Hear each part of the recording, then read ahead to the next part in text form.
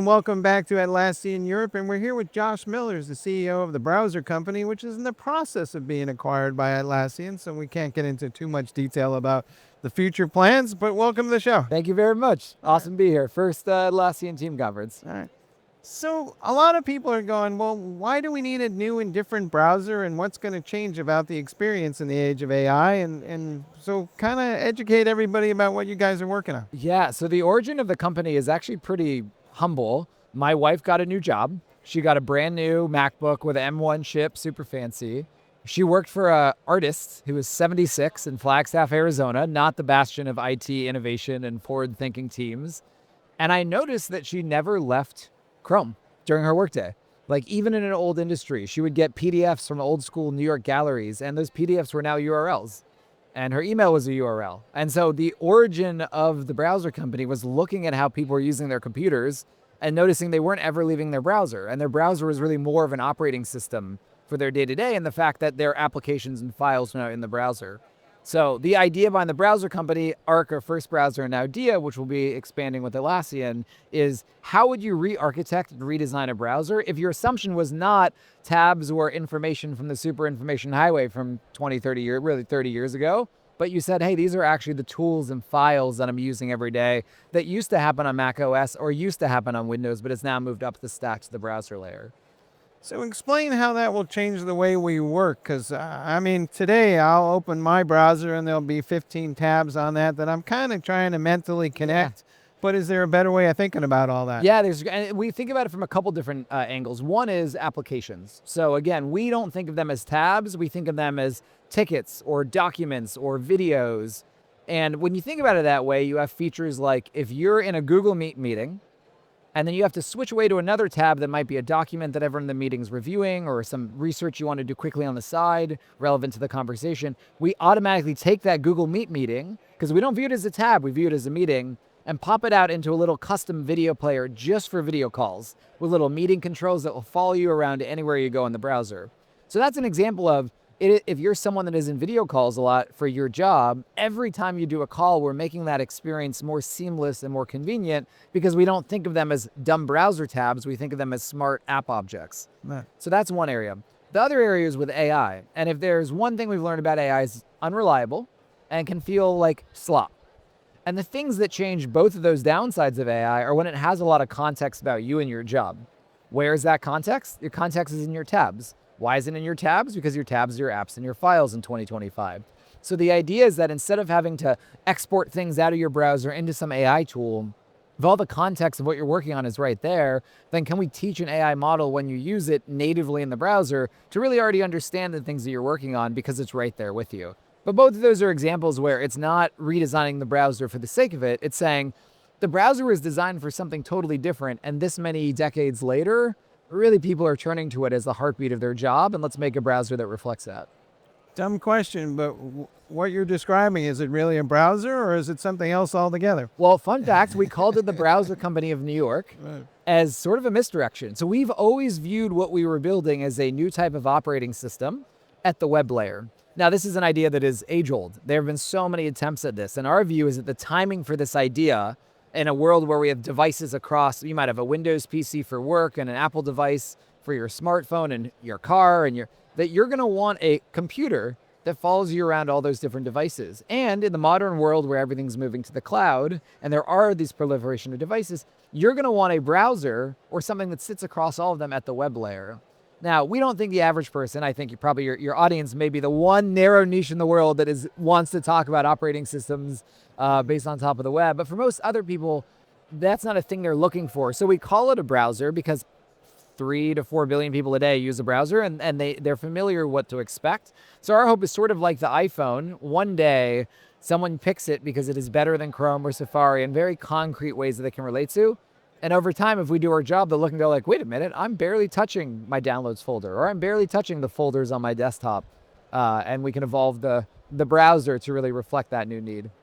Will the people who currently build browsers evolve along your path, or are they kind of stuck in that lane because they're trying to service a million consumers. Yeah, I mean, one of the things that's fascinating is, a year ago we said, hey, we're gonna make this AI browser thing, and everyone was like, you're nuts. Like, you've been working on this other browser, Arc. Why are you gonna try to invent this new category? What does that even mean? What is an AI browser?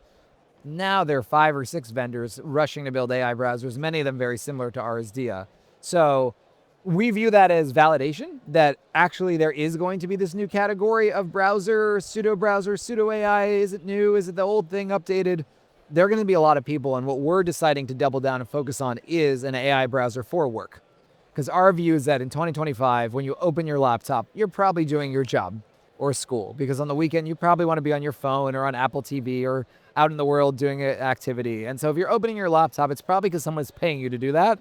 And we want to make you better at that, where others focus more on the broader consumer market. How unique or custom can the experience get for each company or even for each individual user per se? That is one of the things that is, when we started the browser company, we spent the first year actually rebuilding the infrastructure needed to build browsers on top of Chromium, which is the web rendering engine. And we did it in a way that allows us to make much more novel and creative interfaces on top of Chromium than what other browser vendors can provide. And so if you go look at our first product, Arc, you'll see that it looks very different than Chrome and Safari in ways that actually challenged us in terms of novelty of people learning new things. But it's also a lot of our beloved Arc features that people are fanatical about stem from that infrastructure layer we built that allows us to develop novel interfaces in new ways. You combine that with really the properties of LLMs, which are inherently generative and personalized to each person in query. You combine those things, and we are really hopeful that a central value prop of our browser will be and continue to be, it is personalized for you and your job and now your company after the Atlassian deal hopefully closes. But we're very excited about personalization as a defining selling point of our product, especially personalization that doesn't mean we're selling your data to advertisers or anything of that nature. So within the limitations of what you can say about Atlassian, how does what you're doing and what they do align? Yeah, one of the things that we have always focused on that is in Atlassian's DNA as well is focusing on the individual in the sense that we want, Atlassian pioneered, as you know, kind of the bottoms up SaaS motion in many ways. And really in plain English, I know your viewers don't need to know this, but most people don't. That meant something that you would pick because it was the best in class tool and you wanted to use it because it was best for your job. And if enough of you at the company were using that tool, maybe they would go and buy a license from Atlassian. And so we've always been really focused on the first part of that equation, which is how do we build the most helpful browser for your job, for your workday? But there's that second part of that sentence, which is what the needs of a boss or an IT department or a security department, especially in the age of browser-based security with all these SaaS apps, is they need a lot of things that are not anything we have expertise in. And so we're very excited to collectively focus on this AI browser for work, focus on making the most valuable tool for the individual that they pick to use. But ultimately, if there are enough people at a company or an organization that are interested in it, what can we offer the real buyers of the software and eventually make teams to get better together in the browser?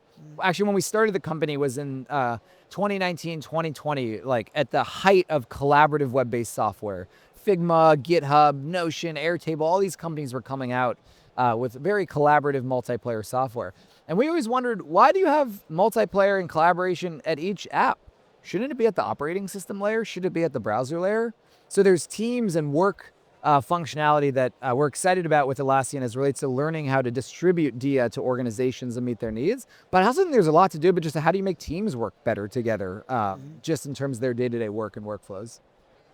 How do I secure all this? Because there's a lot of people talking about prompt injections, and if your browser accesses something, somebody could have a malicious prompt, and you're connected to everything. So that kind of means I got to secure everything. But how do I do that? Yeah, I mean, one of our selling points is security and privacy. So we have zero data retention on all of our LLM use. Our memory functionality is end-to-end encrypted, stored on device. So though you have memories, we can't see them. They are passed through an encrypted channel to an inference provider. So everything that is best in class as it relates to security and privacy that's available today, we do. Now, there are a bunch of things that no one really knows how to secure yet, like computer using agents, which you're referencing. We didn't ship them. We were I think we were the second external company on OpenAI's computer use beta. We were in the first 5 of Anthropic's. We had access to these models before they were public. And we said, No. That's too dangerous. It's not worth the trade-off. So one of the things you'll see is a lot of our competitors that are more or less a mimicry of our products have kind of championed how they have all these computer using agents that we do not. And we look at that and say, that is deeply insecure, not really that valuable, wildly expensive and wildly slow. I'm sure all of that stuff will go away. I'm an optimist and a futurist, but it's not there yet and it's not worth the trade-off. So your question about prompt injections is exactly why we don't do anything related to computer use. And as it relates to kind of general assistant usage, we have a 5-person security engineering team that has been red teaming for nearly a year, just those scenarios. And so you're not going to get them all, but I think if you stack us up against our competitors, we are ahead of the pack as it relates to security and privacy. And after this deal closes, it'd be even more of a focus. So how do you envision the browser kind of getting distributed? And I asked the question because so many of the browsers we use today are, they're essentially embedded in the box that it comes in, or you just click on it and it's automatically installed. Are you envisioning that average end users are going to go download this, or are companies going to say, we want a browser that is specific to our work environment and our functions, and we're going to distribute that to our employees? I mean, I think there are a lot of interesting things. I think this world might change in a world where we're part of Atlassian, but to speak to what we've done historically, what we found is if you're someone who spends 8 hours a day in your browser for your job, then seemingly small quality of life improvements that make your workflows better are enough to get people to switch. So for Arc, we had consistent organic word of mouth growth that was really from people screen sharing something in Arc and someone going, what's that thing? And it starts a conversation about Arc. So now Chrome, Safari, they're trying to be a browser for literally anywhere doing anything on the web. And so that means a lowest common denominator product that is very difficult to differentiate because you got to be a great browser for my mom and for me and my little cousin. We're approaching it very differently, which is say we don't need 4 billion people using our browser every day. We want everybody that is in this conference hall who works in a browser for their job to go, oh, this is the professional tool made for me and my job. And that sort of software, as we know from this conference hall and how big it is if you make teams better and you make developers and individual workers better, they're willing to switch to new tools. And they're not representative of the average Joe, but that's not who we're going after. We're going after professionals who get paid to work on their computers. So this new project that you're working on, how far along are you guys exactly? So Dia is actually available in general availability today for anyone to download on Mac. Windows coming in the next year. So we had started working on Dia about a year ago. We've been working on Arc, our original browser, for 3 or 4 years. Dia for the past year. Went into private beta for Dia this past June, and it's just sort of been a whirlwind since then. When we released it, everyone, I don't think anyone really knew what we had been up to and what's an AI browser. And, in the last 3 to 4 months, you're seeing the market kind of surround us and take their own attempt on the category. So in some senses, it feels like we've been doing this a long time. And then you kind of take a step back and go like, oh, we're just getting started. Others are just getting started. We think that the winner of the space is going to be crowned in the next 12 months. So I think if we're here in a year, we're either going to have champagne or tears, but it's going to be a big year and we're really excited to go harder. Are the users starting to come together and be self-supporting? I'm reminded of the early days of the Mac when the IT department kind of ignored it. So it was just a bunch of end users supporting themselves. Is that kind of the same phenomenon we're seeing here? Yeah, I'm not. So what we are seeing so far, and one of the reasons, again, we're in this conference hall, is we're seeing a critical mass of employees at companies independently use Dia, and their IT teams or their security teams pop and go like, wait a minute, what's this thing? Like, how does this work? Can we get? And so one of the big things we're excited to address with Atlassian is how do we formalize what we're seeing organically develop, and how do we just go as fast as we can to bring this to as many people as possible.